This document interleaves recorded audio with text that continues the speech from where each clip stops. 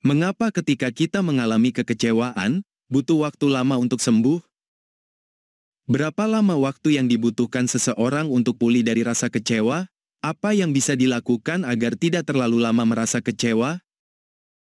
Pertanyaan-pertanyaan ini akan kita bahas di video kali ini. Tidak ada satupun orang di dunia ini yang tidak pernah merasakan kekecewaan atau patah hati. Kita semua pasti pernah mengalami rasa sakit hati, kehilangan harapan, atau mengalami kejadian-kejadian tidak menyenangkan, seperti putus cinta, dikhianati, atau bercerai. Saya yakin Anda juga pernah merasakannya. Setiap orang memiliki cara yang berbeda-beda untuk menyembuhkan kekecewaan. Ada yang cepat sembuh, ada yang membutuhkan waktu lama, bahkan ada yang tidak pernah sembuh dan mengalami trauma. Ketika kita terpuruk karena sakit hati, kita bisa merasa down selama berhari-hari, hingga membuat orang-orang di sekitar kita menjadi jengkel. Move on dong, masa kamu gini terus? Kasihan masa depanmu, adalah ungkapan yang sering kita dengar.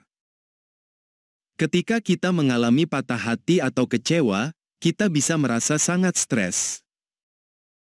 Tubuh kita akan memproduksi hormon adrenalin dan kortisol secara berlebihan, denyut jantung meningkat, dan sistem imun menurun, membuat kita lebih rentan terhadap penyakit. Maka dari itu, kita harus segera sembuh dari rasa kecewa. Menurut penelitian dari Journal of Positive Psychology, dibutuhkan sekitar 11 minggu untuk mulai merasa lebih baik setelah mengalami kekecewaan. Untuk kekecewaan akibat patah hati, bisa memakan waktu hingga 11 bulan. Tidak ada waktu yang pasti untuk pulih, tetapi ada beberapa fase yang menandakan kita mulai sembuh. Fase pertama adalah ketika kita mulai membuka diri kepada orang lain. Biasanya, orang yang patah hati malas berkenalan dengan orang baru karena masih terpaku pada orang yang mengecewakannya. Ketika mulai membuka diri, itu tanda bahwa kita sudah berada di fase pertama. Fase kedua adalah ketika kita tidak lagi merasa cemas atau sangat sedih saat mendengar nama orang yang membuat kita kecewa. Tahapan sakit hati yang paling parah adalah ketika kita langsung menangis atau stres saat mendengar nama orang tersebut. Ketika hal ini tidak lagi terjadi, itu tanda kita akan segera pulih. Fase ketiga adalah ketika kita sudah mulai berdamai dengan diri sendiri. Semakin cepat kita bisa berdamai dengan diri sendiri, semakin cepat pula rasa sakit hati atau kecewa itu hilang.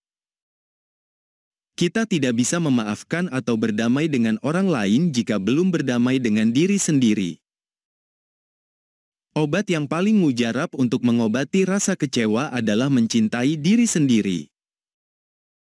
Cara move on yang paling efektif adalah dengan mencintai diri sendiri.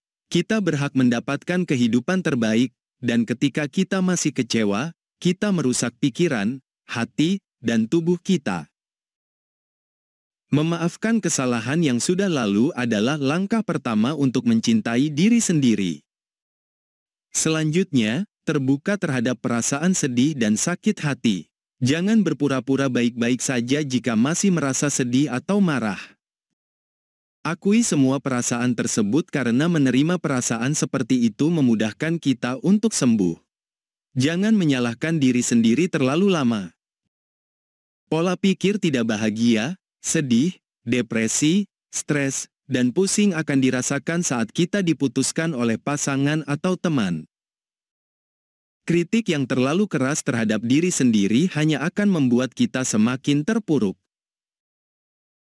Salah satu cara terbaik untuk move on adalah tidak melakukan kritik terhadap diri sendiri. Sadarilah bahwa kecewa adalah bagian kecil dari kehidupan. Putus hubungan dengan pasangan bukan berarti dunia kita berakhir. Jangan menganggap akhir dari hubungan sebagai akhir dari kehidupan. Jadikan hubungan yang telah kandas sebagai bagian terkecil, bukan sebagai pusat kehidupan. Curhat isi hati kita kepada orang-orang terdekat juga merupakan cara terbaik untuk move on. Kita bisa menceritakan masalah kepada orang-orang terdekat atau kepada para psikolog. Berbagi kepada orang lain membantu kita merasa tidak kesepian dan mendapatkan dukungan. Terakhir, praktikkan mindfulness. Mindfulness membantu kita menghadapi segala rasa dengan cara yang lebih baik dan mengurangi rasa stres. Fokuslah pada hal-hal baik dan lupakan hal-hal buruk. Dengan begitu, kita bisa move on dari kekecewaan dan menyambut kebahagiaan di masa depan. Semoga video ini bisa membantu mengatasi rasa kecewa dan patah hati Anda. Terima kasih, semoga bermanfaat.